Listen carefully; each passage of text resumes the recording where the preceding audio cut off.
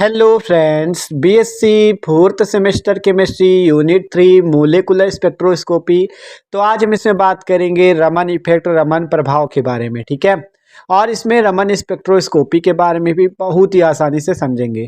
तो यार please video को लास्ट तक देखना क्योंकि टॉपिक आपका इम्पॉर्टेंट है। ठीक है, रमन प्रभाव आपका एग्जाम के लिए इम्पॉर्टेंट है, बहुत ही आसानी से इसे समझेंगे। तो चलो बात करते हैं रमन प्रभाव क्या होता है। ठीक है, तो रमन प्रभाव के बारे में पहले थ्योरी से समझेंगे, फिर आपको पूरा समझाएंगे इसे। ठीक है, तो रमन इफेक्ट, रमन प्रभाव। ठीक है, तो पढ़ो, जब एक प्रकाश पुंज को किसी पारदर्शक पदार्थ से प्रवाहित किया जाता है तो उसका कुछ भाग प्रकीर्णित हो जाता है, अर्थात स्कैटर्ड हो जाता है। ठीक है, कुछ भाग क्या होता है, प्रकीर्णित हो जाता है। अभी समझेंगे इसे भी।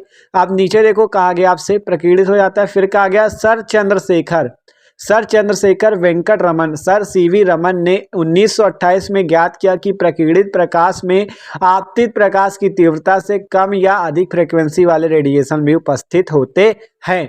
क्या कहा गया सीवी रमन के द्वारा? 1928 में इन्होंने बताया कि प्रकीर्णित प्रकाश में आपतित प्रकाश की जो तीव्रता है ना, वो कम तथा अधिक फ्रीक्वेंसी वाले रेडिएशन भी उसमें उपस्थित होते हैं। ठीक है, ये बात कही और कहा वह घटना जिसके कारण प्रकीर्णित प्रकाश की फ्रीक्वेंसी आपतित प्रकाश की तुलना में कम या अधिक होती है, तो इस घटना को रमन इफेक्ट कहते हैं। ठीक है, क्या कहा गया कि प्रकीर्णित प्रकाश की आवृत्ति जो हो, प्रकीर्णित प्रकाश की आवृत्ति आपतित प्रकाश की आवृत्ति की तुलना में कम या अधिक हो, तो यह घटना रमन इफेक्ट। तो चलो अब इसे आपको पूरा समझा देते क्या है रमन इफेक्ट। तो देखो, आपसे कहा गया कोई पदार्थ है। ठीक है, अब इस पदार्थ पे मान लो आपका कोई विकिरण या कोई रेडिएशन आके पड़ती है। ठीक है, अब जब इस पे कोई रेडिएशन पड़ेगी तो कहा गया रमन के अनुसार कि ये प्रकीर्णित हो जाती है। इसका कुछ भाग क्या होता है, स्कैटर्ड हो जाता है, प्रकीर्णित हो जाता है, मतलब फैल जाता है। ठीक है, किरणें क्या होती है, फैल जाती है इस टाइप से।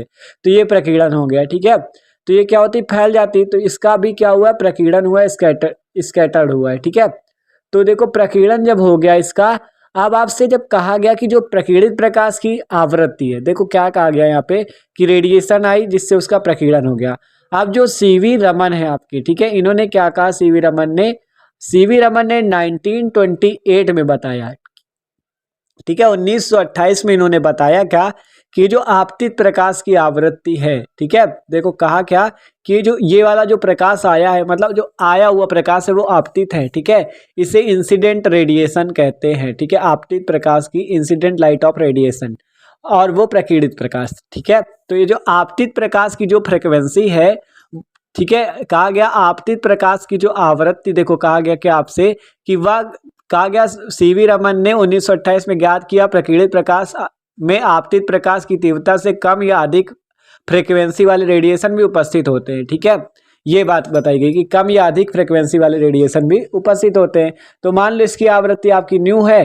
ठीक है, तो आपका प्रकीर्णित प्रकाश की आवृत्ति जो न्यू है और इसकी जो आवृत्ति न्यू होगी उससे क्या होगी, कम या अधिक होगी। मान लो इसकी न्यू 1, इसकी न्यू 2 है आवृत्ति। ठीक है, तो न्यू 1 क्या होती है, न्यू 2 से कम भी हो सकती है और न्यू 1 जो है न्यू 2 से ज़्यादा भी हो सकती है। ये बात बताई, कम या अधिक हो सकती है, तो यह प्रभाव रमन प्रभाव कहलाएगा। ठीक है, तो अगर आवृत्ति देखो, कहा गया वह घटना जिसके कारण प्रकीर्णित प्रकाश की आवृत्ति आपतित प्रकाश की आवृत्ति की तुलना में कम हो या अधिक हो, तो यही घटना रमन इफेक्ट कहलाएगी। ठीक है, कि जिसके कारण प्रकीर्णित प्रकाश की आवृत्ति आपतित प्रकाश की तुलना में कम या अधिक हो। ठीक है, तो वो आपका होगा रमन इफेक्ट। कहते हैं रमन स्पेक्ट्रोस्कोपी। तो प्रकीर्णित प्रकाश स्कैटर्ड लाइट को स्पेक्ट्रोस्कोप आदि से रिकॉर्ड करने पर, क्या कहा गया, स्कैटर्ड लाइट को स्पेक्ट्रोस्कोप आदि से रिकॉर्ड करने पर प्राप्त स्पेक्ट्रम में रेखाओं की एक श्रेणी प्राप्त होती है जिसे रमन स्पेक्ट्रम कहते हैं। ठीक है, ये बात है कि स्कैटर्ड लाइट को स्पेक्ट्रोस्कोप से अगर आप रिकॉर्ड करो तो स्पेक्ट्रम में रेखाओं की एक लाइन, पूरी श्रेणी प्राप्त हो जाती है। ठीक है, देख सकते हो ये आपका रमन स्पेक्ट्रम है जिसमें आपको विभिन्न लाइन, विभिन्न रेखाएं दिख रही होंगी। ठीक है, ये इधर वाली रमन लाइन्स है, ये बीच में जो आपको दिख रही है, ठीक है, इसे एंटी स्टोक्स लाइन, और इधर वाली को स्टोक्स लाइन भी कहते हैं। ठीक है, और बीच वाली ये जो रेखा है इसे कहते हैं रेले रेखा। ठीक है, रेले लाइन। तो आप देखो पढ़ो इसे, आपसे कहा गया प्रकीर्णित प्रकाश को स्पेक्ट्रोस्कोप आदि से रिकॉर्ड करने पर प्राप्त स्पेक्ट्रम में रेखाओं की एक श्रेणी प्राप्त होती है। ये जो श्रेणी प्राप्त हुई यही रमन स्पेक्ट्रम है। ठीक है, आपका आ गया आपतित प्रकाश के, देखो क्या कहा गया, आपतित प्रकाश के समान फ्रीक्वेंसी वाली लाइंस को रेले रेखा, ठीक है, रैले लाइंस तथा इसके दोनों ओर स्थित रेखाओं को रमन लाइंस कहा जाता है। मतलब क्या हो जाएगा कि आपतित प्रकाश की जो समान आवृत्ति वाली रेखाएं है उन्हें रैले रेखा तथा इसके दोनों ओर जो स्थित रेखा है उन्हें रमन रेखाएं कहते हैं। ठीक है, आप देख सकते हो इस चित्र पे आपको जो लाइन ये विभिन्न हमने दिखाई, इस पे जो समान फ्रीक्वेंसी वाली लाइन है उन्हें रैले रेखा तथा दोनों ओर स्थित रेखाओं को रमन रेखाएं कहते हैं। ठीक है, रमन लाइंस कहते हैं। ठीक है, आप इस पे देख सकते हो। ठीक है, कि आपको ये दो इधर वाली रमन रेखा और देखो इस इधर वाली आपकी रमन रेखा और इधर वाली भी रमन रेखा और बीच वाली जो है वो रैले लाइंस। आप कहा गया एंटी स्टोक्स लाइंस की तीव्रता स्टोक लाइंस की तीव्रता से अधिक होती है। ठीक है, ये आपके गुण है, अभिलाक्षणिक गुण है। ठीक है, कहा गया एंटी स्टोक की क्या होती है, हाई फ्रिक्वेंसी तथा स्टोक लाइन की लो फ्रिक्वेंसी होती है। देख सकते हो एंटी स्टोक लाइन की तीव्रता स्टोक लाइन की तीव्रता से अधिक होती है।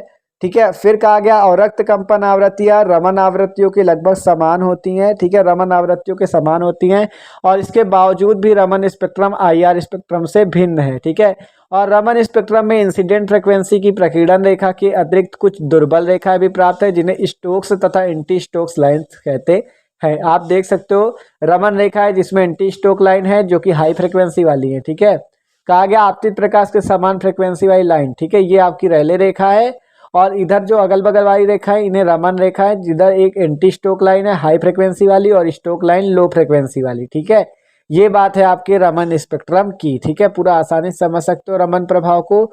आपका सीवी रमन ने 1928 में इस इफेक्ट को बताया था। ठीक है, तो यार वीडियो अच्छा लगा हो तो लाइक जरूर कर देना। Okay, thanks for watching this video.